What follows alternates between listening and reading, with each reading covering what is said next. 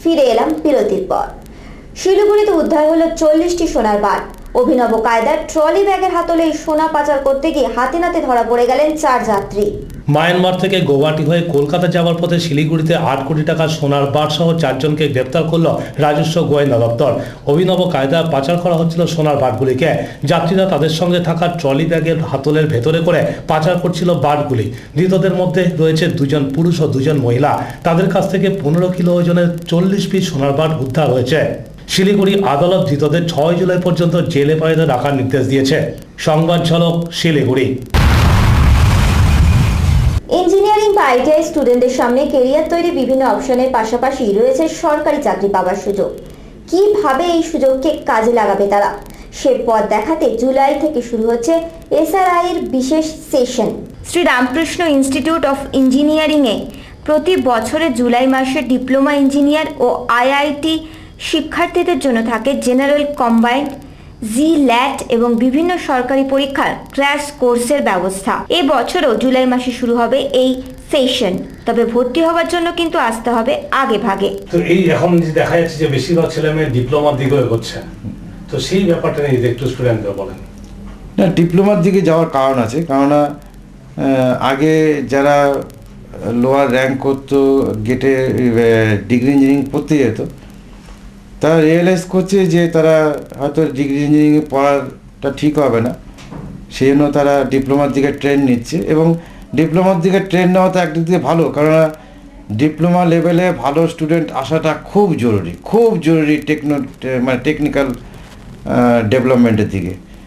আর এই ট্রেনটা লাস্ট 1-2 বছর ধরে দেখা যাচ্ছে, যেটা তার আগে 5 বছর একটু গ্যাপ পড়ে গেছিলো। তা এটা কিন্তু টেকনিক্যাল দিক দিয়ে, টেকনিক্যাল জবের দিক দিয়ে বা টেকনোক্রেটের এনি ফিল্ডে এটা কিন্তু একটা ভেরি গুড সাইন। আপনারা তো মানে ক্লাস করাচ্ছেন, তো সেখানে কিভাবে কোন প্রসিডিউর অ্যাডমিশন নিচ্ছেন? অ্যাডমিশন এখানে কথা হচ্ছে যে অ্যাডমিশন আমরা যেটা নিচ্ছি, যে স্টুডেন্ট আমাদের কাছে আসছে তাদের তো শেখার ইচ্ছা আছে বলেই আসছে। ম্যাক্সিমাম স্টুডেন্টের, টেকনিক্যাল স্টুডেন্টের ইচ্ছাই হচ্ছে ক্যাম্পাসিংয়ের মাধ্যমে চাকরির ম্যাক্সিমাম স্টুডেন্টের বাসনা। তা আমাদের কাছে যে ছাত্ররা আসছে তারা আরও ভালো বেটার কেরিয়ারের জন্য, যারা আরও ফার্দার লেবার দিতে রাজি আছে। যে লেবার দেবে আজকে বর্তমানে যে কষ্ট করবে, ভবিষ্যতে সে আনন্দ করবে, এটা তো স্বাভাবিক কথা। যে আজকে লেবার দিয়ে টেকনিক্যাল পরীক্ষার জন্য গভর্নমেন্ট সেক্টর, পাবলিক সেক্টর ইউনিটের জন্য তৈরি হবে আমাদের কাছে, আমরা যেভাবে তৈরি করি, যে প্রসেসে করি, অনেক সায়েন্টিফিক প্রসেস আছে, যেভাবে করি, আজকে যদি তারা তৈরি হয় ভবিষ্যতে তারাই কিন্তু এনজয় করবে। এর জন্য কিন্তু কোনো এন্ট্রান্স বা এসব নেই। এখানে পরিষ্কার কথা, সদিচ্ছা, একটা যে স্টুডেন্ট খেটে নিজেকে সরকারি চাকরি বা ওই লেভেলের চাকরির জন্য তৈরি করতে চায় তারাই আমাদের কাছে আসছে। এসআরআই এর মেন মোটো আর ভিশন কি? মোটো অ্যান্ড ভিশন হচ্ছে অল ইন্ডিয়া বেসিস যেগুলো মোস্ট হাই প্রোফাইল জায়গা, যেমন ইসরোর একটা সায়েন্টিস্ট, ডিআরডিওর একজন সায়েন্টিস্ট, বা বিএসএনএল বা আইইএস, আলটিমেট আইইএস, তো এইসব জায়গায় ভবিষ্যতে এসআরআই স্টুডেন্টকে দেখাই আমাদের স্বপ্ন। তা আমরা সেই জন্যই এগোচ্ছি, সেভাবেই এগোচ্ছি। জেনারেশন নেক্সটের জন্য আইটি এবং বিপিও সেক্টরে কাজের সুযোগ করে দিতে চায় এসআরআই। সেই সঙ্গে ছাত্রদের করে তুলতে চায় আত্মবিশ্বাসী। সংবাদ ঝলক কলকাতা। সোনার আংটি হারাবার ক্ষোভে 1.5 বছরের ছেলেকে খুন করল বাবা। এই নৃশংস ঘটনাটি ঘটেছে পশ্চিম মেদিনীপুরের নয়াগ্রামে। খুনি বাবাকে ইতিমধ্যে গ্রেপ্তার করেছে পুলিশ। পৃথিবীটা দ্রুত বদলে যাচ্ছে মানুষও, হারিয়ে যাচ্ছে তার মানবিক গুণাগুণ। যেমনটা হারিয়ে ফেলেছেন পশ্চিম মেদিনীপুরে বাবলু ঘোষ। পেশায় দিনমজুর বাবলু ও পরিবারের নিত্যসঙ্গী দারিদ্র।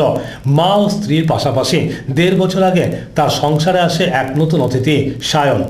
সংসারে একটু স্বাচ্ছন্দ্যের আশায় স্থানীয় অঙ্গনওয়াড়ি কেন্দ্রে রান্নার কাজ করেন বাবলুবাবুর মা রেবতী দেবী। সেদিন নাতিকে একটা হার দেবেন বলে ছেলে সোনার আংটি নিয়ে গিয়েছিলেন আত্মীয়ের বাড়ি। তার অনুপস্থিতিতে নয়াগ্রামে অঙ্গনওয়াড়ি কেন্দ্রে সেদিন রান্না করতে গিয়েছিলেন তার বৌমা। ছোট্ট সায়ন ছিল তার বাবার কাছে। পরে ছেলেকে নিয়ে ঘুরতে যান বাবলুবাবু। তিনি ফিরলেও ছেলে আর ফেরেনি। পরে মাকে আত্মীয়ের বাড়ি থেকে আনতে যান তিনি, অথচ ছোট্ট ছেলেটা তখনও নিখোঁজ। গ্রামের সকলে বাবলুকেই সন্দেহ করছিলেন। পরে সকলের কাছে ছেলেকে খুন করার কথা স্বীকার করে নেন তিনি। সংবাদ ঝলক, পশ্চিম মেদিনীপুর। প্রতি বছর স্নানযাত্রার পরে জ্বরে পড়েন মাহেশের জগন্নাথ। তাই রথের আগে প্রায় 15 দিন ধরে বন্ধ থাকে এই মন্দির। অবশেষে পরবর্তী অমাবস্যা তিথিতে ভক্তদের দর্শন দেন তিনি। রথযাত্রার আগের পূর্ণিমা তিথিতে হয় শ্রী শ্রী জগন্নাথ দেবের স্নান যাত্রা। পুরীর পাশাপাশি হুগলির মাহেশেও মহা ধুমধাম সহকারে পালিত হয় এই অনুষ্ঠান। এখানকার রথযাত্রা প্রায় 617 বছরের প্রাচীন। তিথি মেনে দুপুর 1:40 স্নান করানো হয় জগন্নাথ, বলভদ্র ও সুভদ্রাকে। স্নানের জন্য ব্যবহার করা হয় 1.5 মণ দুধ, 28 ঘড়া জল ও অন্যান্য সামগ্রী। স্নানের জন্য একটি মঞ্চ রয়েছে এখানে। সেখানে প্রথমে স্নান করেন নারায়ণ, তারপর যথাক্রমে স্নান করানো হয় সুভদ্রা, বলভদ্র ও সর্বশেষে জগন্নাথকে। স্নানের পর দীর্ঘক্ষণ ভিজে কাপড়ে থাকায় জ্বর এসে যায় 3 জনেরই।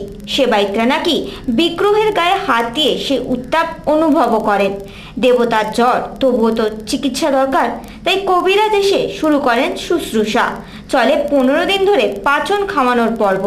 এই সময় বন্ধ করে রাখা হয় মন্দিরের দরজা। 15 দিন পর অমাবস্যায় সুস্থ হয়ে আবার সকলকে দর্শন দেন জগন্নাথ দেব। সংবাদ ঝলক, হুগলি।